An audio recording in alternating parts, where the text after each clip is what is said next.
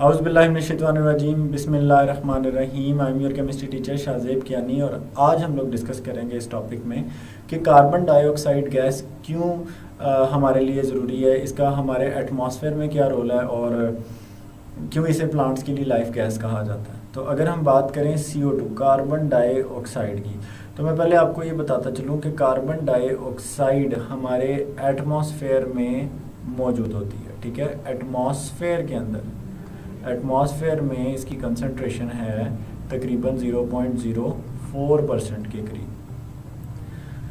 Carbon dioxide is necessary, ज़रूरी है for plants, पौधों के लिए, क्योंकि प्लांट रिक्वायर CO2, पौधों को कार्बन डाइऑक्साइड गैस चाहिए होती है फॉर फोटोसिंथेसिस, फोटोसिंथेसिस करने के लिए। What is photosynthesis? फोटोसिंथेसिस क्या है? याद रखें, फोटोसिंथेसिस एक ऐसा केमिकल रिएक्शन है जिसमें प्लांट्स ऑब्टेन करते हैं कार्बन डाइऑक्साइड। ये देखें, carbon dioxide gas from air, और वो ऑब्टेन करते हैं H2O वाटर वो ऑब्टेन करते हैं सॉइल से। Carbon dioxide gas and water को आपस में वो मिलाते हैं और वो इसको कन्वर्ट करते हैं C6H12O6 ग्लूकोज में in the presence of sunlight. ठीक है, तो सनलाइट की मौजूदगी में और क्लोरोफिल की मौजूदगी में, और इसमें बाई प्रोडक्ट के तौर पर हमारे पास फॉर्मेशन होती है ऑक्सीजन गैस की। तो इस प्रोसेस को हम कहते हैं photosynthesis. Photo means light and synthesis mean banana. Light की मौजूदगी में जो सिंथेसिस होती है उसको फोटोसिंथेसिस कहा जाता है। तो इसमें सनलाइट अपना बड़ा बेहतरीन किरदार अदा करती है। अगर हम इस केमिकल रिएक्शन की बात करें तो आप देख सकते हैं कि यहाँ दो केमिकल रिएक्शन साइमल्टेनियसली हो रहे हैं। एक वो केमिकल रिएक्शन जिसे हम फोटोसिंथेसिस कहते हैं, जिसमें कार्बन डाइऑक्साइड गैस यूज़ हो रही है, और एक वो केमिकल रिएक्शन जिसे हम रेस्पायरेशन कहते हैं, और रेस्पायरेशन में कार्बन डाइऑक्साइड गैस प्रोड्यूस हो रही है। अगर हम फोटोसिंथेसिस की बात करें तो ये देखें, कार्बन डाइऑक्साइड गैस और वाटर आपस में मिलते हैं और ये मिलकर फोटोसिंथेसिस करते हैं, और फोटोसिंथेसिस करके ये कन्वर्ट हो जाते हैं ग्लूकोज में और ऑक्सीजन में, और ग्लूकोज की ब्रेक डाउन होती है in the presence of oxygen, और ये कन्वर्ट हो जाता है दोबारा से कार्बन डाइऑक्साइड गैस और वाटर में। ये रिएक्शन होता है रेस्पायरेशन का, सेलुलर रेस्पायरेशन भी इसको कहते हैं, और ये वही रिएक्शन है जिससे तमाम तर लिविंग ऑर्गेनिज्म एरोबिक रेस्पायरेशन करके एनर्जी ऑब्टेन करते हैं। अगर हम बात करें CO2 की, तो CO2 एक नॉन पॉइजनस गैस है जब तक ये अंडर कंट्रोल है, जब तक इसकी कंसंट्रेशन बहुत ज़्यादा नहीं होती।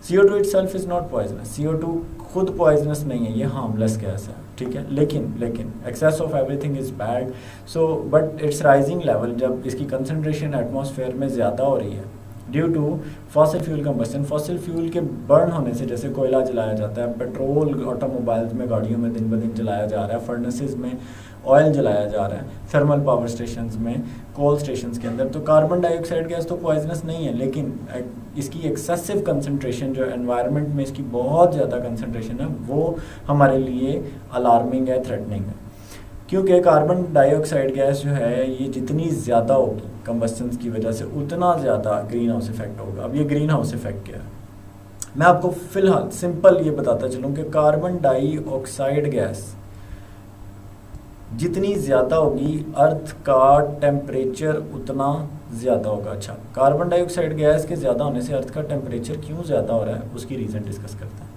कार्बन डाइऑक्साइड गैस एक ग्लास वॉल की तरह काम करती है। जैसे आपने ग्रीन हाउस इफेक्ट की हम बात करें, ये देखें, ये आपके पास कार्बन डाइऑक्साइड है। ठीक है, कार्बन डाइऑक्साइड गैस की एक पूरी लेयर बनी हुई है, और ये लेयर एक ग्लास वॉल का काम करती है। अच्छा, इस ग्लास वॉल का काम क्या है कि ये ट्रैप करती है हीट को। हीट ट्रैप कैसे करती है? इट अलाउज, ये अल्ट्रा वायलेट रेज को गुजरने देती है, it allows ultraviolet rays to pass through, ultraviolet rays को ये गुजरने देती है, बट लेकिन ट्रैप कर लेती है IR रेडिएशंस को। ठीक है, इंफ्रारेड रेडिएशंस को ये ट्रैप करती है और अल्ट्रा वायलेट रेज को ये गुजरने देती है। अब अल्ट्रा वायलेट रेज आती किधर से है? सूरज से आती है। सूरज से आने वाली, ये देखें, सन से आने वाली अल्ट्रा वायलेट रेज को ये गुजरने देती है, लेकिन ज़मीन से उठने वाली इंफ्रारेड रेडिएशंस को ये रोक लेती है, उनको ट्रैप कर लेती है, जिसकी वजह से हीट आउटसाइड एनवायरनमेंट में रिलीज़ नहीं होती और सारी की सारी हीट इस जगह पर इकट्ठी हो जाती है, एक्यूमुलेट हो जाती है, और इस तरह से ये कार्बन डाइऑक्साइड गैस एक शील्ड का काम कर रही है ज़मीन के इर्द गिर्द। अब ये देखिए, ये आपके पास है जी carbon dioxide gas. Let's suppose जितनी ज़्यादा हमारे पास फॉसिल फ्यूल की कंबस्शन होगी, कार्बन डाइऑक्साइड गैस की कंसंट्रेशन उतनी ज़्यादा होगी, कार्बन डाइऑक्साइड गैस की लेयर उतनी ज़्यादा थिक होती जाएगी। जितनी ज़्यादा थिक होती जाएगी उतनी ज़्यादा ये हीट को ट्रैप करेगी और अर्थ का टेम्परेचर बढ़ता जाएगा।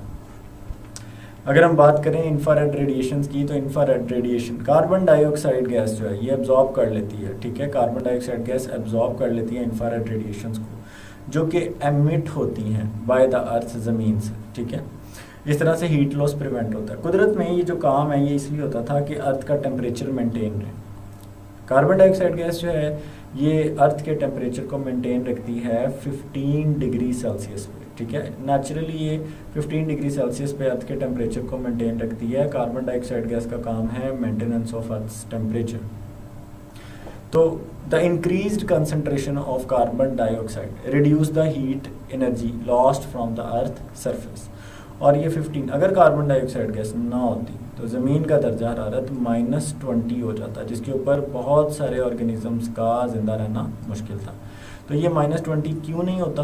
क्योंकि कार्बन डाइऑक्साइड गैस की बदौलत ये एक नॉर्मल रेंज के अंदर एग्जिस्ट करता है। तो carbon dioxide gas is necessary for plants, क्योंकि ये फोटोसिंथेसिस का एक रॉ मटेरियल है, और दूसरा it is also responsible for maintaining the earth temperature. तो ये इसके 2 रोल्स हमारी बुक के अंदर लिखे हुए हैं। See you guys in my next video, take care, अल्लाह हाफिज़।